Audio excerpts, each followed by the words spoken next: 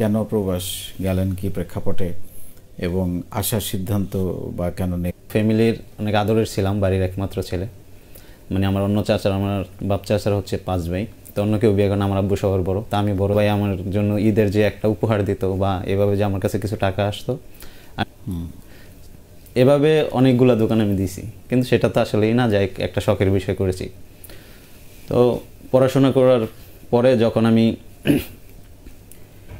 ইন্টারে পড়ি, তখন বাস্তবে এটার আসলে কোনো রূপ দিতে পারিনি। এভাবে আমার ইন্টারমিডিয়েট কমপ্লিট হয়। তো যখন আমি ঢাকায় আসি, আমার ফুল ফ্যামিলি ঢাকায় থাকে, ঢাকা শহরেই পড়াশোনা করছে, বড় হয়েছে। তো যখন আমি ইন্টার পরীক্ষা দিয়ে আসলাম কানেজিংয়ের দোকান, সেখানে যাই। তো পরে আমি একদিন আব্বুকে না বলেই সকালে আমি দোকানে চলে গেলাম চাবি নিয়ে।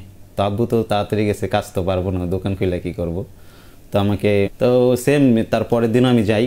তো আমার কোনো অভিজ্ঞতা ছিল না, কিন্তু দেখা গেছে যে আমি যে মাঝে ফেলি কোনো অভিজ্ঞতা ছাড়াই, ওই দেখা থেকেই আর আত্মবিশ্বাস থেকেই তো ওটা করে ফেলি।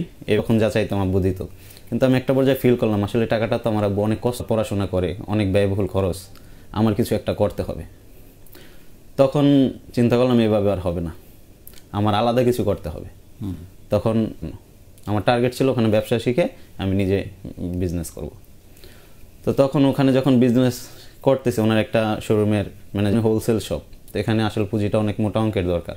আমার তো সেই পরিমাণ পুঁজি নেই। দেখলাম দিক থেকে আমার বন্ধু বান্ধব যারা আছে সবাই দেশের বাইরে। হয়তো 2-4 বছর থাকার পরে একটা পুঁজি, একটা ক্যাশ, কিছু পুঁজি সংগ্রহ করতে চাই। জি স্যার, এটাই ছিল মূল উদ্দেশ্য।